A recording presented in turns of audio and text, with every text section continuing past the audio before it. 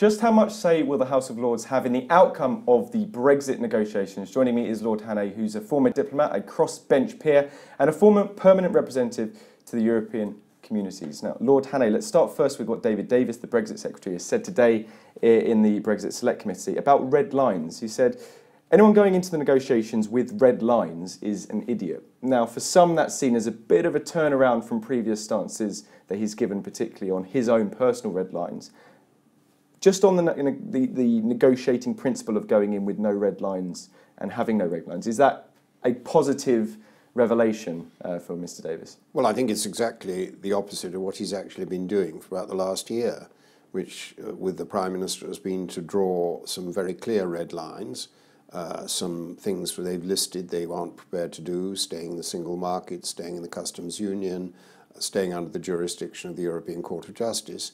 All that was laid out in the Lancaster House speech exactly a year ago, and now it's all being ditched. And what would you say is the prompt for that? The reason why perhaps he's lessening his stance, or softening perhaps his stance? Well, because it was totally unrealistic. I think many people pointed out at the time it was not sensible to draw these red lines in an emphatic way before the negotiations had even started. We actually made it rather easy for the European Union 27 to take a pretty tough position, because we ruled out so many of the things which would have had to make them pause and think. But they didn't have to pause and think. They could just say no to most of the things that we were trying to do. Well, let's talk about what's going to be going on in Westminster in the next few weeks, which is, of course, the EU withdrawal bill makes its way to the House of Lords.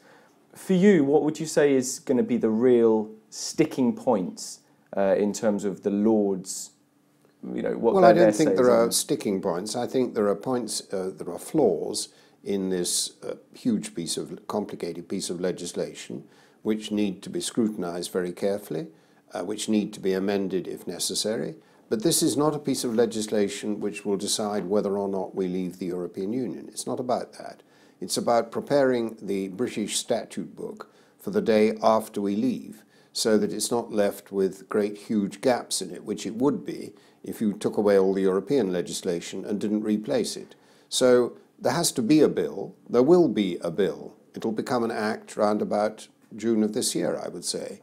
But it needs improving, and there are a number of ways in which I believe it can, and I hope the House of Lords will improve it. Let's just take the example of the rights issue, or indeed the idea of a precise exit date written into the withdrawal bill without any caveats, and so that is, fundamentally legally when we are leaving. I suppose the question is, how far are you personally, and how far are the Lords, for something so as special and significant as this, prepared to go, particularly in terms of the context of the ping-pong between the two houses and actually who gets their way, and how far people are going to go before concessions are given. What are your thoughts there? Where's your stance? Well, on the date, it's a completely unnecessary addition to this bill. It wasn't in the bill that was originally tabled by the government. They put it in as an afterthought halfway through the Commons process, because they were having a little bit of difficulty with their backbenchers, and so they wanted to feed them a bit of red meat, so they put this date in. It's a pretty absurd thing to do, because the provisions under which we're negotiating in Brussels, Article 50, actually has within it both a date, which is the 29th of March, because that's 2 years after we triggered it, but it also has a provision that says that if both sides want to, they can prolong that period. Why throw that away? Why? It's completely unnecessary. The date will be determined by the Brussels timetable. That's to say, by what's going on in Brussels. There's no point in putting it into our domestic law. It serves no purpose. In terms of, for some, the argument would be, well, if you don't ever have a final date of doing things and doing business, given that EU negotiations tends to be everything agreed in those last few hours before the end of the process, it's never actually going to, it's just going to be constantly delayed and prolonged for more clarification, more scrutiny, more thought given to the various aspects. Yes, I know. You never actually get anywhere. I know that's the view of those who believe that leaving at any cost is what we need. I don't happen to share that view, and I don't see why we feel the need to throw away a particular option, which is there, which is, if necessary, to take another month, 2 months, whatever it is, a bit more time, to throw it away gratuitously before we know whether we're going to need it. What about something like a meaningful vote? Now, the concept of a meaningful vote in the Commons has been going back and forth, and the idea of Parliament needing to be sovereign and have total parliamentary scrutiny over the final deal and give the consent. In the Lords, where do you see that going? I do think provision has to be made for the circumstances where there is no deal, so that Parliament can have a say on that too. It's a bit ridiculous to say that Parliament has the final say on the nature of the deal, but is not given any say on a situation where there's no deal. Let's just take a pause from what's happening in Westminster and consider more widely the whole future relationship with the UK and the EU, the trade deal, if it does come about, which will be a foundational part of us leaving the EU, Brexit actually happening. What's quite interesting is you helped draft the Single European Act, the foundations of the single market. And one thing that you're quoted as saying is Margaret Thatcher, former Prime Minister, was the most insistent person on the sanctity of the free market on 4 freedoms, the basis of the 4 freedoms within the European single market. Do you find there's a certain... It's bizarre that some of the most, perhaps, biggest supporters of Thatcher, the free marketeers in the Conservative Party now, are actually trying to dispute the 4 freedoms and the deal that we can broker with the EU on that basis? Well, I do find it quite bizarre, yes, but I think their knowledge of history is a little bit limited, probably, and they haven't looked into this very carefully. But Margaret Thatcher was perfectly clear. She was not prepared to move on monetary and economic matters unless there was free movement of capital. She was not prepared to agree to free movement of goods if there wasn't free movement of services, which is fairly reasonable since 80% of our economy is now in services.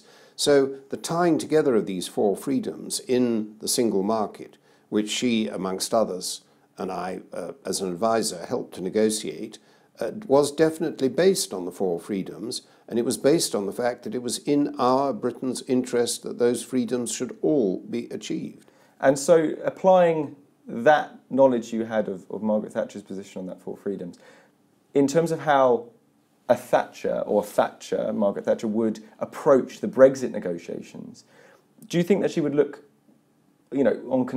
concerned at the position of some hardline Brexiters in the Conservative Party, perhaps some of her closest followers, who insist on this disruption of the single market principles of the 4 freedoms to get a good deal? I don't know. I have a strong objection to speculating about what someone who's dead might have said in the present circumstances, and I'm not prepared to do that. What I do know is that when she negotiated, and I was one of her senior advisors, not only on the single market, but also on the budget rebate, she never drew red lines. She didn't do that sort of thing. She was as tough as hell. She was determined to get her way, and she did. But she didn't tell me, who was negotiating on her behalf, here's a line you can't step over. She merely told me to get out there and get a good deal, and she would decide whether the deal was good enough to recommend it to Parliament. So I don't think her modus operandi in the 1980s was at all similar to the modus operandi of the present government.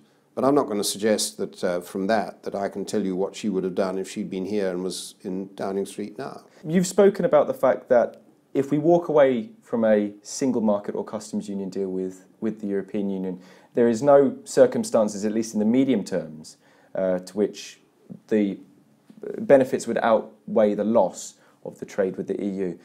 There's been, and today Greg Hands, the Minister for International Trade at the Select Committee, said that none of the 70-plus countries engaged has objected to transitioning their existing EU agreement to a sort of UK one, effectively copy and pasting the agreements they have with the UK into a UK-based regime rather than one in the context of the EU. Do you see that as an actual feasible solution in terms of trade agreements? Well, it's a very short-term solution. It's a solution designed to avoid losing trade. Because at the moment we have free trade with these 70 countries outside the European Union, which have agreements with the European Union. And on the day we leave, those agreements will cease to apply to us. And so our exports to those 70 countries would very possibly face quite high tariffs. Now, do I think that that can be avoided? Yes, I do think so.